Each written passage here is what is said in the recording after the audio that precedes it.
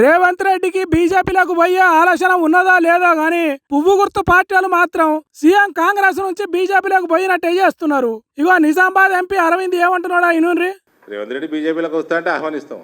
ఓ రాష్ట్రానికి సీఎంగా చేసిన మనిషి పార్టీ మారుతా అంటే ఆ పార్టీ వాళ్ళు ఎందుకు వద్దంటారు? ఖచ్చితంగా రమ్మనే అంటారు. అయితే రేవంత్ రెడ్డి పార్టీ మారే ఆలోచన చేస్తున్నాడా అనేదే ఇక్కడ పాయింట్. సరే, అరవింద్ చెప్పినట్టు పార్టీ మారుతాడనే అనుకుందాం. బీజేపీ పార్టీకి పోతే రేవంత్ రెడ్డికి వచ్చే కొత్త లాభం ఏంటిది? ఇప్పుడు ఆల్రెడీ తెలంగాణ రాష్ట్రానికి సీఎం ఉన్నాడు. ఇంతకంటే పెద్ద పదవి కావాలంటే కేంద్ర మంత్రి కావచ్చు అని అనుకుందాం కాసేపు. అయినా అది ఇప్పటికిప్పుడు జరిగే పనేనా? దానికి ఎంపీ పదవి ఉండాలి. అంటే ఇప్పటికిప్పుడు సీఎం పదవికి రాజీనామా చేసి ఏదన్నా ఖాళీ అయిన సీటులో పోటీ చేసి ఎంపీగా గెలిచి కేంద్ర మంత్రి కావాలి. ఇదంతా జరిగే పనేనా?